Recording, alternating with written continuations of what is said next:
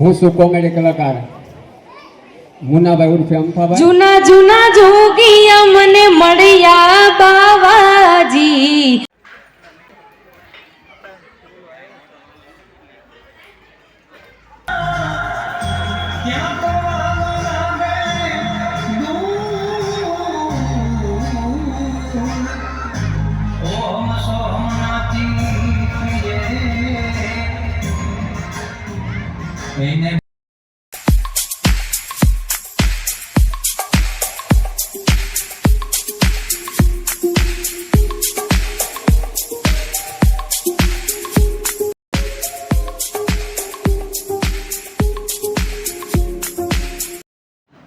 જય હો સૂરજનાથ બાપુનો.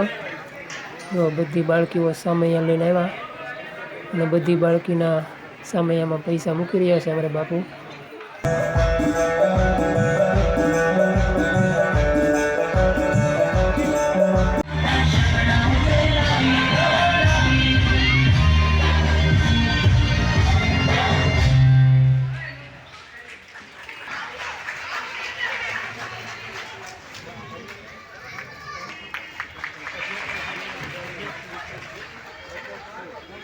અધ્યક્ષ શ્રી દિનેશભાઈ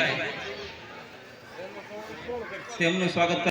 ઉત્તર ગુજરાતનું ઘરેણું અને આપણા સમાજનું ગૌરવ જોરદાર તાળીઓથી વધાવીએ.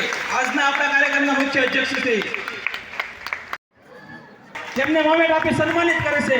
સમાજ માટે ગૌરવની લાગણી અને સન્માન માટે બીજા નંબરે મકવાણા સ્મૃતિબેન ભદ્રેશભાઈ નૈતિકભાઈનું સન્માન થઈ રહ્યું છે. જોરદાર તાળીઓથી વધાવીએ આપણે. સ્મૃતિબેન ત્રીજા નંબર પ્રાપ્ત કરે છે.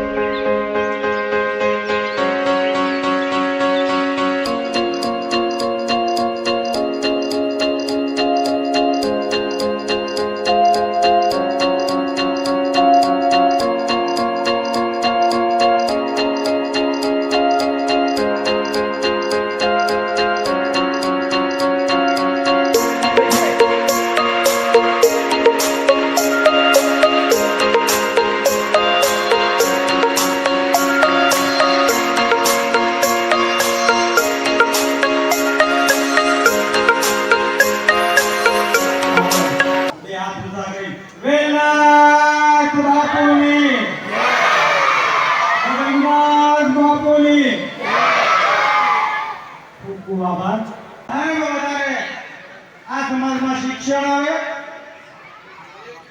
વધારે વધારે સંગઠન બને, વધારે સંસ્કાર આવે ત્યારે આ ખલિયા ગામની અંદર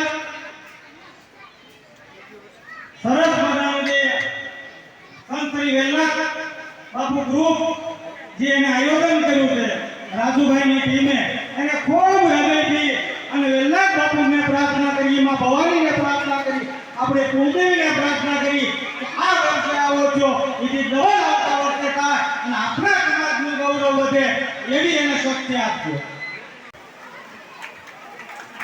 નીતેશભાઈ ચાવડા પણ તેમનું સન્માન સાથે જોડાય. મોજુભાઈ કાળેલાનું સન્માન થઈ રહ્યું છે. આ તકે આપણે જોરદાર તાળીઓથી વધાવીએ. જય વેલનાથ, જય ઠાકોર સમાજ. હું છું કોમેડી કલાકાર મુનાભાઈ ઉર્ફે અમથાભાઈ. અને બાળકોને તો ખાસ એક બે શબ્દ કહેવા છે. શું જો ભાઈ, અત્યારે હું તમારી સામે ઊભો છું. હું એક કલાકાર નહોતો અને હું એકડો પણ નથી ભણ્યો. મારું નામ વાંચવું હોય ને તો મારે બીજાને પૂછવું પડે કે ભાઈ જોતામાં શું લખ્યું એમ. અને એ અત્યારે હું તમને જો કદાચ રોવડાવી શકતો હોય અને હસાવી શકતો હોય તો મારા બાળકોને આટલી શક્તિ અમારી જેવી નહીં મળે. મારી જેવી મળશે ભાઈઓ? જવાબ આપો કહો, મળશે? તો એટલે કહું છું, અત્યારે હું અહીંયા સવારનો લગભગ 9 વાગ્યાનો આવ્યો ને ત્યારના બાળકોને જોઉં છું એટલે મને એમ થયું છે કે મારે બે શબ્દ કહેવા છે. હું કે અત્યારે જો નાની ઉંમરમાં એમ કહેવાય કે 5-5 વર્ષની ઉંમરમાં જો માવા ખાતા હોય ને તો એ આપણી માટે સારી વાત નથી. છે તો મારે આટલી બે હાથ જોડીને નમ્ર વિનંતી છે કે મારા બાળકો જે ઠાકોર સમાજના બાળકો કે અન્ય સમાજના બાળકો હતા એ હું ઓળખતો નથી, તો જો જે માવા ખાતા છે ને એને મહેરબાની કરીને કહું છું વેલનાથ બાપાના સાક્ષીમાં કે બંધ કરી દેજો.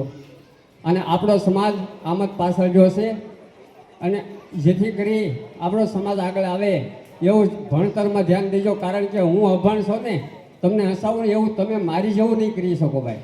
જય વેલનાથ, જય ઠાકોર સમાજ.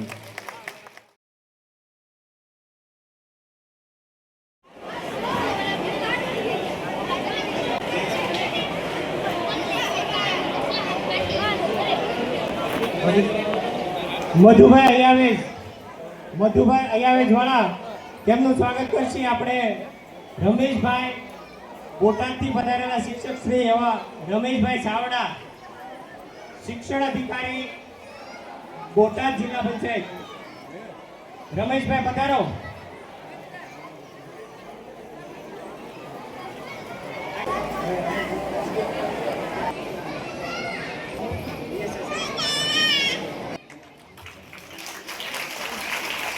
ત્યાર પછી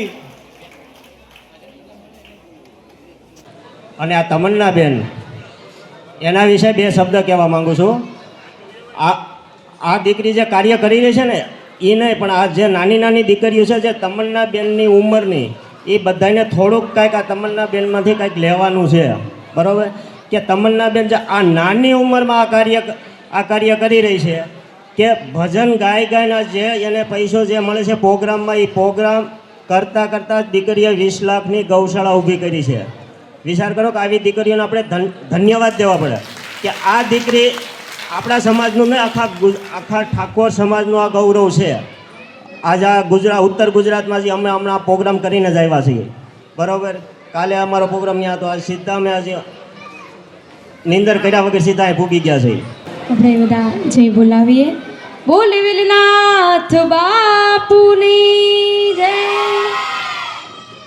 મારા પપ્પા છે અને તે મારી પાછળ ખૂબ જ નાનપણથી જ તેને મારે પાછળ સાથ સહકાર આપ્યો છે. અને હું તમને બધાને કહું છું કે મારા જેવું તમે પણ થોડુંક લેજો, માતા પિતાનું નામ રોશન કરજો. એટલે વેલનાથ બાપાની એક કડી લઈ લો. જૂના જૂના જોગિયા મને મળ્યા બાવાજી, ગિરનારી રે બાહો ગિરનારી. જૂના જૂના જોગિયા મને મળ્યા બાવાજી, ગિરનારી રે બાહો ગિરનારી. બોલે વેલનાથ બાપુની જય.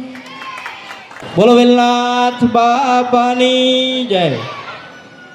સમસ્ત ફળિયા ગ્રામ આયોજિત ઠાકોર યુવા સંગઠન દ્વારા આ ભવ્ય જે ઇનામ વિતરણ કાર્યક્રમનું જે જિલ્લાનું આયોજન થયું છે તે બધા રાજુભાઈ અને એની ટીમને ખૂબ ખૂબ અભિનંદન કે આપણા સમાજની અંદર સૌથી વધારે કોઈ જરૂરિયાત હોય તો એ છે શિક્ષણની. આજે સામાન્ય કચેરીઓની અંદર જઈએ, સરકારી કચેરીઓની અંદર જઈએ ત્યારે આપણા કર્મચારી ખૂબ જૂજ માત્રાની અંદર જોવા મળે છે. એ ખરેખર દયનીય બાબત છે. પણ ધીમે ધીમે ધીમે આપણા સમાજની અંદર જાગૃતિ આવે છે, આપણા બાળકો પણ ભણતા થયા છે અને આપણા બાળકો પણ ખૂબ આગળ વધી રહ્યા છે, ત્યારે ગર્વની વાત છે. આપણા સમાજની અંદર પણ 12મા ધોરણની અંદર 95% છોકરા આપણા પણ લાવે છે. સાયન્સની અંદર પણ આપણા છોકરાઓ ખૂબ સારી ટકાવારી લાવે છે. ત્યારે હવેની જે પેઢી છે એ ખૂબ આગળ વધી રહી છે, ત્યારે ગર્વની વાત છે. બધા જ બાળકોને મારી નમ્ર વિનંતી છે કે મારે એ જ કહેવાનું છે કે જે હોશિયાર વિદ્યાર્થીઓ છે એને ફક્ત ને ફક્ત માર્ગદર્શનની જ જરૂર છે. બાકી આપોઆપ એના માટે બધા જ દ્વાર ખુલી જતા હોય છે. અત્યારે સરકારની ઘણી બધી યોજનાઓ છે. એ યોજના તમને જો માહિતી હોય અને તમારી પાસે ટકાવારી હોય તો 1 પણ રૂપિયાની ક્યાંય જરૂર પડતી નથી. એટલે ખાસ આ યોજનાની માહિતી મેળવો અને જે વિદ્યાર્થીઓને ભણવા માટે કાંઈ પણ માર્ગદર્શનની જરૂર હોય તો ભાવનગરમાં કર્મચારી ગ્રુપ છે, અને ખાસ અમારા રાજુભાઈ અને લક્ષ્મણભાઈ અમારી સાથે છે અને વાત કરી કે ભાઈ બોર્ડિંગની અંદર કોમ્યુનિટી હોલ બનાવેલો છે. કોઈ ભાવનગરમાં કોઈ વિદ્યાર્થીને કંઈ રહેવાની સગવડતા જોતી હોય તો ત્યાં રહેવાની સુવિધા છે. બસ એ જ સમય જાજો થઈ ગયો છે, વધુ કાંઈ મારે કહેવું નથી. અસ્તુ. જય હિન્દ, જય ભારત, જય વેલના.